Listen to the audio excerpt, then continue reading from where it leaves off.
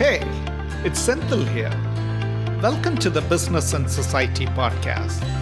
Every fortnight, we speak to a world-leading thinker to better understand the role of business in society. Joining me today is Liam Smith. He is one of the Australia's leading authorities on behaviour change. Liam is the director of BehaviourWorks Australia, a research centre that he co-founded at Monash University. Since 2010, the centre has collectively delivered over 600 projects with governments and industry partners. Liam has published close to 100 research papers and over 250 reports and is the lead editor of a new book, Inspiring Change. He is also on the board of Inclusive Australia, a lead counsellor for the Biodiversity Council and member of Southeast Water's Customer Engagement Council. I sat with Liam to discuss his research and understand the role of behavioural science for a sustainable future. Liam, thanks so much for joining me today. Thanks for having me, Sendal. I appreciate it. What role do you see for behavioural science in helping achieve the Sustainable Development Goals? That's a great question, and one that is not an easy answer, actually. Well, easy in one sense, because it's fair to say that the achievement of the Sustainable Development Goals, which of course are sort of the agenda for the world in terms of what's fair and right and good for the planet we live on, invariably involves people doing things differently. We're going to need different actors, whether they be leaders or businesses as entities, or indeed citizens or civil society groups or other groups that want to see change. We're going to need to see them doing things differently. And so behavioural science, that's its core proposition, is that we help to understand why people are doing the things they're doing, and then on the basis of that, try and design interventions, as we call them, to try and change behaviour. So I guess at the simple level, it's fair to say that, yes, people need to do things differently, and that's a fundamental question of behavioural science, so therefore it ought to have a very large role to play. I guess the counter to that is that there are, of course, other things that need to happen to achieve the Sustainable Development Goals. There's a lot of policy and government and private sector action that also needs to happen in order to enable behaviour change to occur. So it's not as simple as just saying, well, let's just take behavioural science and that's the main discipline that's going to help us achieve the goals. It's one of many, but yes, behaviour change can certainly help in some senses. It's probably worth noting that we have a MOOC, a massive open online course that's free to anyone, that's available through the Sustainable Development Academy, where we do sort of talk a little bit about how behavioural science and application can help achieve the goals. And in it, we really articulate some of the basic premises of a methodology which we use as a research unit to try and understand problems and then design interventions for change. How important is an incentive or benefits for humans to change behaviors? Or do people also often act out of altruism? So this is a really interesting question. I think it's important to start by saying that incentives can work to change behaviour. We see, broadly speaking, things like if fuel prices go up, we tend to see reductions in fuel consumption. And so there are these sort of very broad level patterns that you can see that show that incentives, or indeed in this case a disincentive, can be effective at changing behaviour. So I think that's a starting premise. I think sometimes we rely too much on incentives, and indeed they can backfire. And there's some examples such as a project we worked on that was trying to incentivise some low-income households to upgrade their hot water systems. And we really found that they weren't very effective at all. I think that particular cohort weren't keen on taking on any additional debt. If the incentive had covered the whole cost, then maybe, but that particular scheme, it required the household to also take on a no income or nil interest loan. And even though it was no interest, they still were very nervous about accepting a debt. And so I think incentives are a bit of a mixed bag. So that's, I guess, the first point. Doing things altruistically, I think that's probably a fairly broad catch-all term that talks about doing things because you think they're the right thing to do. I think there are, and that can be right for yourself, but also right for others, or right because it aligns with your values. And that's more what we would call an intrinsic motivation. And so we do sometimes see these arguments, particularly in the behavioural economic space, about the value or the pros and cons of motivating behaviour extrinsically through incentives or disincentives, or intrinsically by saying this is the right thing to do, you ought to do it. And the term that you're probably familiar with, and some of your listeners might be familiar with, is crowding out, where sometimes we might have good reasons to do things and we want to do them for the right reasons because it aligns with our values or we want to help someone. But because they're extrinsically motivated, it sort of crowds out our intrinsic motivation. And probably one of the best examples I can think of this is putting solar panels on roofs, which is obviously a very big trend at the moment. A lot of households are doing it. And a lot of the arguments being put forward for why you should put solar panels on your roof, because it will save you money. Now, that's fine, but that's a very, extrinsic motivation. It's cost savings. And I think one of the concerns that psychology has with those sorts of motivations is that they can then lead to other behaviours that also work on the premise of saving you money. And I'm sure people will find themselves in a later situation or a future scenario where something that's greener or better for the environment is more expensive. And then those trade-offs, because you flex that muscle around saving money and economising, we might find that people are more likely to take the option of the less environmentally sustainable product for one that's cheaper. So I think there's some pros and cons with these things. They both work, and we've seen them work often, but there are some cautions, particularly around the use of extrinsic motivations, both because they don't always work, but also because they might lead you down a path of doing other behaviours that then come at cost of, pro-social, pro-environmental behaviours. Can you explain the importance of a tangible or visible feedback loop in changing behaviors? For example, when I was reading your biodiversity concerns report, 75% of the people are extremely concerned about waste pollution. Fairly so, because you can see waste, if it mounts on your neighborhood. Pollution, it's largely visible, you feel it. But say people often don't talk about soil microbiomes, which are equally important, but that's not visible to your eyes. Yeah, look, I mean, there's a very large body of work around audit and feedback, and we know that, broadly speaking, the principle of playing back how someone performed or someone's behaviour to themselves is quite an effective tool at changing behaviour across a raft of different circumstances. To just give you a couple, if I know that a number of councils here in Australia use bin audit stickers for your recycling bin that you put outside your house. And if you get a sticker that's sort of red and says, you haven't sorted your waste very well, then people tend to respond very well to that kind of feedback. I don't think they particularly like getting a red sticker or a sad face, as some use on their bin. And so it is very effective. And of course, the other one that's probably very well known to listeners is energy feedback. So reporting on how much energy you're using, particularly when you compare yourself to other neighbours or peers, is a very effective form of feedback. At its essence, humans really do like cause and effect. I think even a 2-year-old likes to see if they hit something with a toy that causes some kind of effect. And that's true, I guess, in all walks of life. And so, the fact that we get feedback on what we do and we can change it and see change again and get further feedback, that's innate in most humans. So that, I guess, is the principle for why audit and feedback work so well.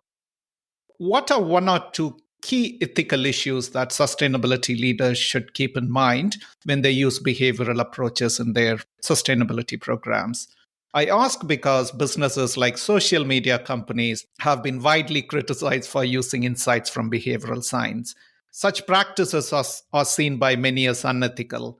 Are there major ethical concerns for sustainability programs too, I wonder? I think yes. In some senses, it depends on how Machiavellian you want to be. And it's probably worth starting by pointing out that all the research we do is governed by an ethics board. Everything we do requires ethics permission. But you're right in that there are key questions that we should ask about the application of behavioural science, because if you get given some tools that really enable you to change the behaviour of others, I think there are a couple of key questions that we should ask ourselves. And the first is, what right do I have to change someone else's behaviour? Is there a fundamental right that I have as either as an individual or a business or an entity to use this tool to change someone else's behaviour? And I think the answer to that question is probably very long, and we could have a whole podcast just on that.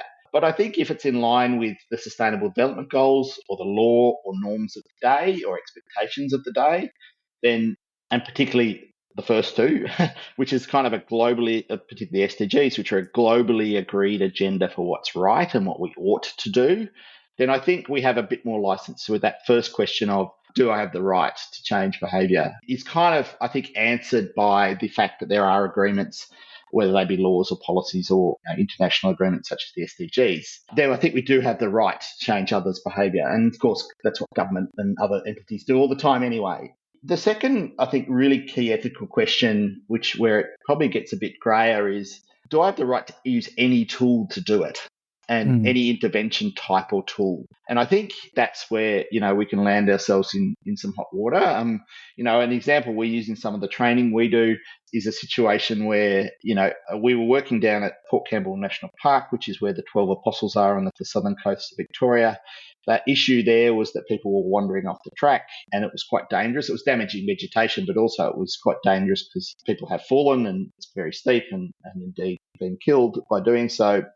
And there were signs up saying, it's dangerous and watch out for vegetation, that weren't very effective. And we did some research and found that we decided to put up a sign which proved quite effective, that said, it was from a photographer, and it said, please stay on the track. That's where the best photos are. It didn't say that. It said, thank you to Parks Victoria for putting the track where it is. I've got the best photos and I can use them. The point really here is that the photographer was fictitious. They didn't exist. And so the question is, do we have the right to lie in order to get a potentially very important outcome? And having run many workshops on this topic, I think we find that the audiences are often very much split down the middle. And so I don't think there is a very clear right or wrong in terms of whether you can or can't. Some people say it's a white lie, it saves lives. Great. Others say, no, it's a slippery slope, if you lie. And that's just one example. I think there are other examples, that we've seen in the media and in advertising in particular that have sort of pushed agendas with subliminal messaging and the like that have been sort of accepted as not, what been deemed to be not okay. I think it's probably a bit of a case-by-case basis, and one that we kind of probably have to debate a lot more. You have conducted research also on behavior change communication. How can sustainability leaders in the business sector use communication strategies to promote positive behavior among their business's stakeholders? I think one of the really common ones we see right across all sectors is the use of negative descriptive norms, which is to essentially get up and show how big a problem is. So to get up and say, 80% of our employees aren't doing X, which we want you to do, like not, filling out a compliance form or not submitting their credit card expenses or whatever it is. I think we see a lot of people getting up and saying this is a real problem, and 80% or 90% or whatever it is aren't doing the right thing. That we know is a communication error, because what that does is it normalizes the negative. It says that most people aren't doing it. And we know that that's a problem because it typically leads to more people doing it, or at least puts pressure. It gives people, a reason, conscious or unconscious, to not do it, because most people aren't. A much better way of framing that might be, say, in an organization of 1,000 people, hundreds of people, and that might be 200, but still hundreds, are doing the right thing, and emphasize that side of the positive rather than necessarily the negative. So that not making mistakes, I think, applies to business leaders' communication as much as it does to how you might use it to get sustainability outcomes in other spaces. And so I guess that kind of narrative then flows through in terms of, what's the next step? Well, the next step would be to apply some basic tools, as I talked about with descriptive norms or audit and feedback, or which we talked about before, any of those other frameworks I spoke about earlier, to take those and use those in your comms and make sure that you're communicating a message in a way that essentially doesn't do harm, but in fact increases the likelihood of uptake or behaviour change.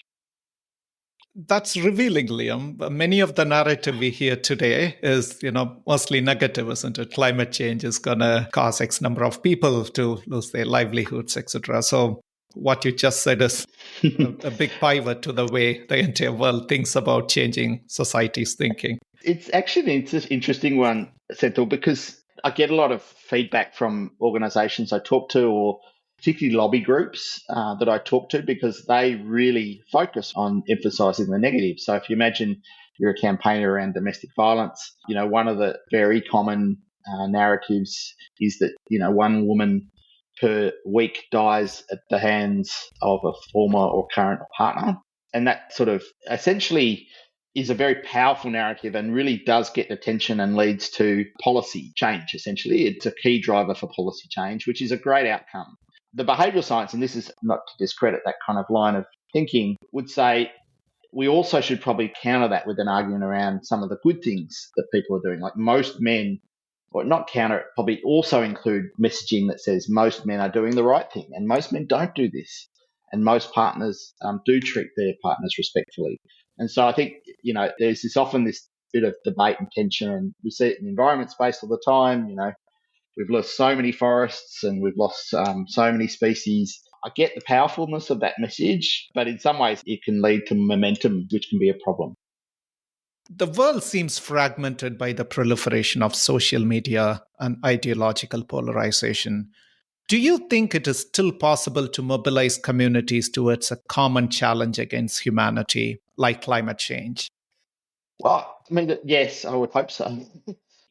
Social media and fragmentation is a double-edged sword, right? So we've seen it, or social media, let's just talk about that. We've seen it do horrible things, of course, and, promote conspiracy theories and even quite negative behaviours that we would not like to see, and create niche groups that allow that. And indeed, perhaps even foster things like riots, London riots and the like. Social media can fuel those things. But we've also seen it do pretty awesome things too, like, Me Too and Black Lives Matter. And, so I do think it can be used for a common good as well. So I think it's certainly made it more easy to go both ways. And, so my hope and my optimistic self says, yes, we can use it for good. And it can be used for good and to ideally spark social movement. I think on climate change, we've actually done that. There are still groups that are not pro-climate, that are climate deniers, but we do know that the vast majority of people do certainly accept climate change. We might disagree on how to deal with it, but certainly we're not where we were 10 and 15, 20 years ago. I think we have been able to get consensus around it, and there is an appetite for action. And certainly when we talked in the previous lecture, was talking about how behaviour change and structures and law and policy and the like can come together. I think we've seen that. We've seen all the ticks in a transition being ticked in climate. And, my belief is that we'll look back. My hope really is that we'll look back on climate in, 50 or 100 years' time and say, actually, that was a case where, the science led, it led to a movement or several movements. It led to institutional structures and organizations and policy and incentives and disincentives and all those things that come together to tackle a global common issue. The COVID-19 pandemic is one of the natural experiments for behavioral researchers. Could you describe one or two behavioral shifts you see in societies in the post-COVID world? Yeah, I think so. COVID, and I think we wrote this in our book at the start, was really, I think, the biggest behavioural change humanity's ever seen. And that sounds like a big call, but when you think about how many people in how many countries change their behaviour in a relatively shorter space of time, whether that be wearing masks or social distancing or working from home or whatever, how many people changed over such a short period of time is just remarkable. It was a disruption like we never have seen before. I think behaviour change scientists typically talk about our work being a small change in a large audience or a large change in a small audience. It's very rare you get a large change in a large audience. And so, but COVID saw that. We saw, billions of people doing things differently within the space of a few months. So what's the legacy? I think that's a really interesting debate discussion from a behaviour perspective. I think we've certainly seen some changes in Australia in terms of, work patterns for those that can. And it's probably noting that, crises invariably favour the already privileged. And so white collar workers have probably benefited more from COVID. And certainly, we see that probably now is that, a lot of people who worked in offices are continuing to, they moved working from home or hybrid work, and now we see a lot of hybrid working. I think that advantages them. It certainly has some good consequences in terms of, enabling greater participation in the workforce and the like. And I think that will stay. So I think we've locked in some good outcomes. I mean, the fact, I'm talking to you on a podcast online instead of in person, which it probably would have been in 2019 or 2018, is kind of evidence to that. And so, we have seen these changes that I think will largely lock in and benefit. There's still a lot of debate and argument around the negatives. A lot of kids were missed out on adolescence, were taken out of, a lot of people didn't participate in community sport and activities and social activities, which we know are so fundamental to the fabric of local communities and resilience. So there's some costs there that have really, we haven't really captured the tangibility, how much they've affected us. But certainly in terms of behaviourally, there's been some benefits, mostly to the already privileged, but they have enabled some good outcomes as well. Liam, let's move to the last segment called How I Did It, where we ask all our guests 3 personal questions to draw lessons from their life and career. How do you handle conflicting views or setbacks? It's an interesting question because we get these quite regularly, if I'm honest. As an academic, one of the things we like to do, and, my research, it really does focus on applied behaviour change. So we take behavioural principles, we apply them, or we take them to behavioural science methods and we use them to try and help solve real world problems. And there are 2 things where we get setbacks. Sometimes they don't work, of course, and that's despite the best use of behavioural science. And then the other sort of setback we regularly see is through the peer review process. So we publish papers that we think are really based on good science, and then we get independent and anonymous reviewers to tell us that our work wasn't as good as it ought to be. Hopefully it doesn't happen too often, but that's very common feedback, I guess, in our own behaviour. In terms of, how I personally deal with it, I think I've experienced enough of it over the years to be fairly resilient. I'm fairly pragmatic about moving forward. I think it's important, particularly when an experiment fails, to try and understand why, to sort of lean in and say, well, what else did we measure? What did we not measure? Why is it that it didn't work? And really trying to, I guess, interrogate it and work out what we might do differently next time. And indeed, how we might talk to the partner we've worked with about, why it hasn't worked. Can you recommend a book or 2 to our listeners? It's interesting. When I saw this question, I thought pretty hard and long about it. One of the books that I've read, and I'm going to cheat by offering 2 because I expect you would want me to recommend a behavioural science book, so perhaps I'll do that first, which is Robert Cialdini's book Influence. It had a profound influence on me. Came out in the 1990s, the first edition, and Robert Cialdini is one of these researchers who I've admired greatly because he learned his principles, 6 principles of persuasion, or now 7, by going into the field and learning. So, that's a great entry point, I think, for anyone interested in behavioural science. But the book that's probably jumped out to mind most was probably Rosie Batty's first book, A Mother's Story, I think it's called. And that I found that really interesting because I hadn't really learned a lot about domestic and family violence before, and reading her story really opened my eyes to the experience of a woman in an essentially abusive relationship and how things are rationalised and make perfect sense to people in those situations. I've always liked biographies and autobiographies because I think they really give you an insight to particular people. But this one was particularly so because it was a topic I didn't know a lot about. I learned a lot about by reading her book, and it really has stuck with me, some of the lessons from that. Interesting. Finally, in your experience, what are 1 or 2 essential skills required for leaders to use behavior change for sustainability or sustainable development? Look, I think probably first and foremost is reflectivity. So be able to reflect on your own performance, to accept feedback on your own performance. Much as we talked about audit feedback as being a powerful tool, I think it is for leaders as much as anything. So I would say that trait in particular, to be able to, to be brave and to try things, that's what leaders are supposed to do, and they do. But to be able to reflect deeply on that performance and learn from it, and have measures and ways of knowing about how you performed that are not, sycophantic, I would argue is probably the most important trait that leads to behaviour change in leaders, because then you can, if you accept that feedback and you can learn from it, then next time you do things differently. Certainly that's something I've tried to embrace over my career, and I think I've seen really good leaders do that as well. Great. Thanks so much, Liam, for joining me and sharing your valuable perspective. It was wonderful talking to you today. Thanks, Senthil. It's been great being with you. If you enjoyed this conversation, make sure to subscribe to it on your favorite podcasting platform. Thanks for listening.